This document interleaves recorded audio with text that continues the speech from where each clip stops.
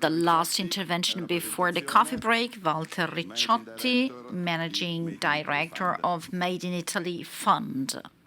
A presentation.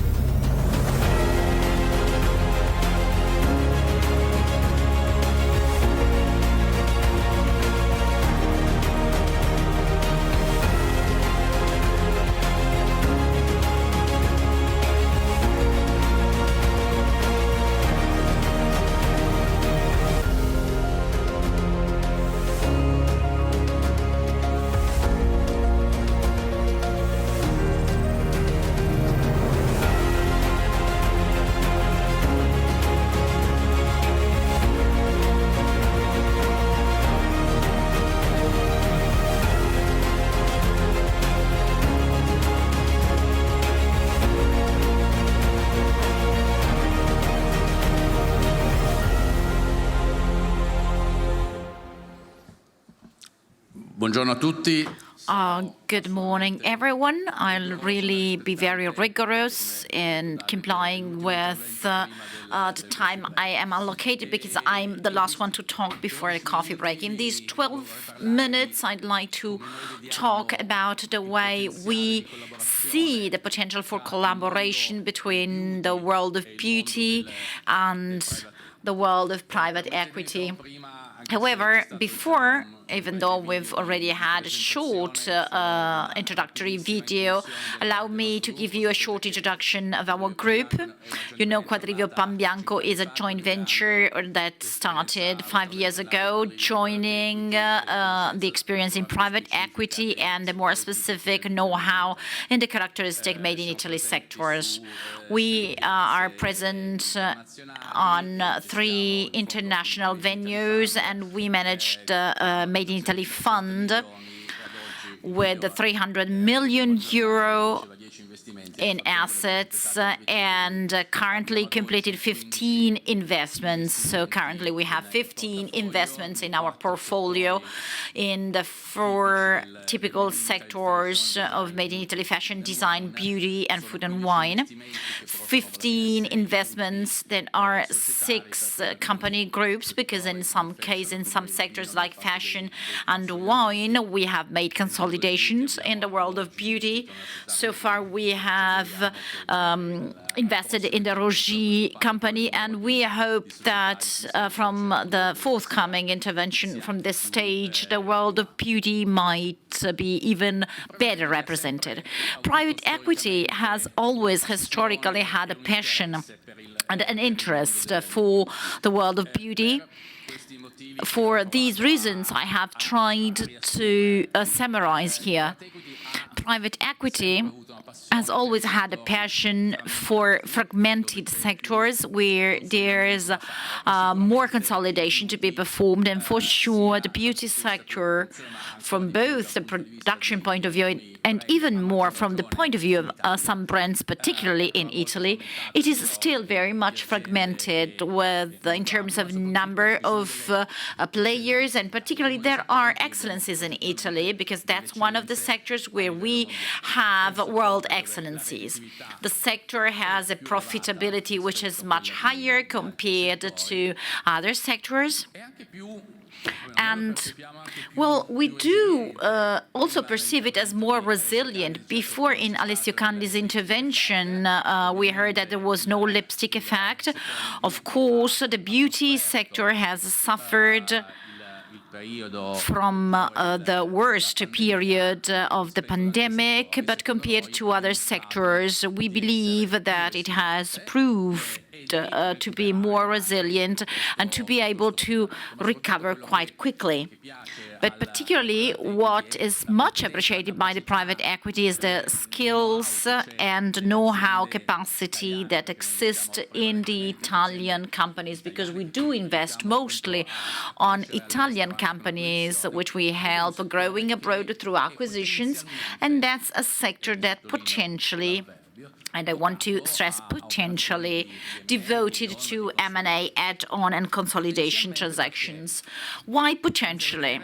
Because We have tried to understand whether there have been several M&A operations in the sector. We are talking about M&A in general, of course, not only private equity. In the beauty sector, we are not including here the venture capital operations that have somehow strongly grown in the past few years. But before, the 3 years before the COVID, the number of operations and transactions we have mapped was quite limited compared to other sectors. We see the different sectors in Made in Italy, and actually we saw there were less transactions compared to the size of the sector and compared to other sectors in Made in Italy.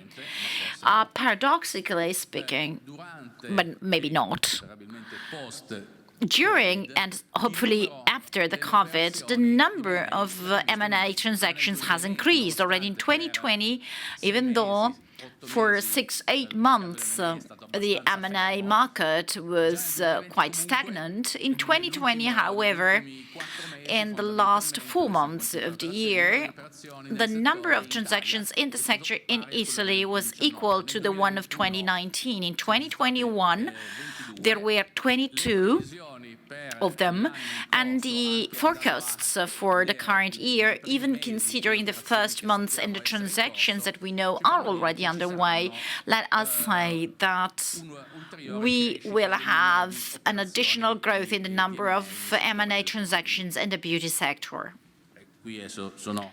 These are only a few examples of the transactions we have performed in the past 12 months. There are others, of course, but we have only listed a few just to refresh your own memory. Hence, we wondered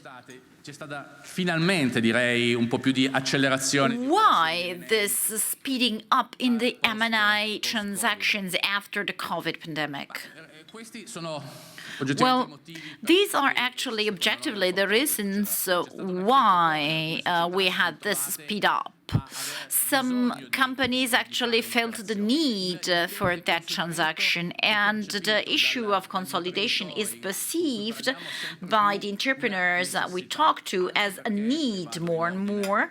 Also because, and I'm following the clockwise order, international competition is growing, it is important, so we cannot afford in the world of beauty and in other sectors to have two small-sized companies, also because new operators have appeared in the latest few years. The sector has shown great dynamism, so more competition. And of course, the fact that in the latest years the prices and multiples in the beauty sector have grown a lot, and this has stirred more interest by the entrepreneurs who have started thinking about M&A transactions. There are two more interesting phenomena. The approach of the beauty sector to other sectors, as we heard before in the research by Alessio Candi. There's an approach between beauty and fashion, even design. So we see that some sectors are starting collaborations, are starting to work together. And this leads to different types of reasonings. Some niche sectors are growing strongly. Even the world of nutraceutics, some niche sectors are growing. And as already mentioned and as already said, the issue and the question of e-commerce, which in beauty even more than in other sectors has had a strong acceleration, and that's one of the reasons for our interest in this sector. With the expectations for the years 2022-23 to exceed the level of 2019, so we do expect that the number of transactions can actually still grow. So some kind of advertising, not only for me, but for the whole private equity sector. What can a private equity fund do for the beauty sector? Of course, we believe we can do a lot. We've seen the Intercos example, for instance. They got to where they are now thanks to a great entrepreneur and a great management team, and also thanks to the support by the private equity funds that have supported them throughout the years until they got here at the stock exchange. Private equity is one of the ways to go. Companies can decide to go by themselves, of course, fine enough.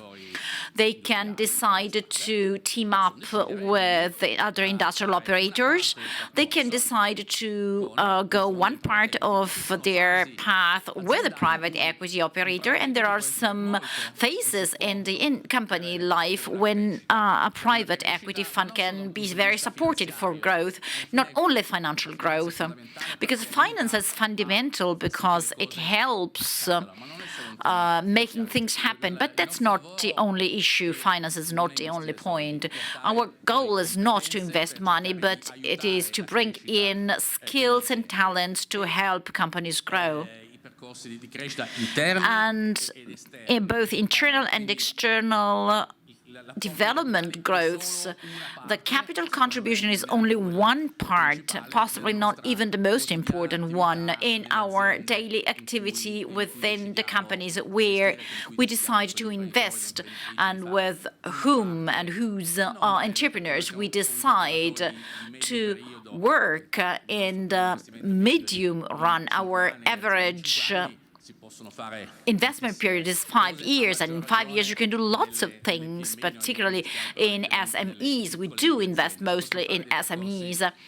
We can go very important paths, as we did in over 20 years of activity throughout different industrial realities.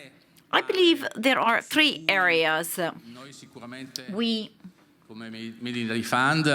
as a fund and other colleagues too, have become quite well equipped in the past few years to support companies, and particularly, which can be quite important for the beauty sector. First, internationalization. We ourselves, as you saw before, have got equipped throughout the years with an international structure, starting in 1999 with an Italian branch. Now we have 6 offices worldwide to help companies grow first in Europe and then in the other continents. This is always more and more important. Unfortunately, we see so many Italian companies that are very strong and profitable and growing in Italy, but unfortunately they still find it difficult to go beyond the Italian national borders significantly, particularly if we consider extra European countries. Second aspect, digitalization. This is something that ourselves as the Made in Italy Fund have started investing on many years ago, particularly getting equipped with internal skills and the team of people we work with to make available to the people to the companies we work with, to foster the digitalization process within the companies. Not only e-commerce. E-commerce is the most visible part, the one that brings in margin and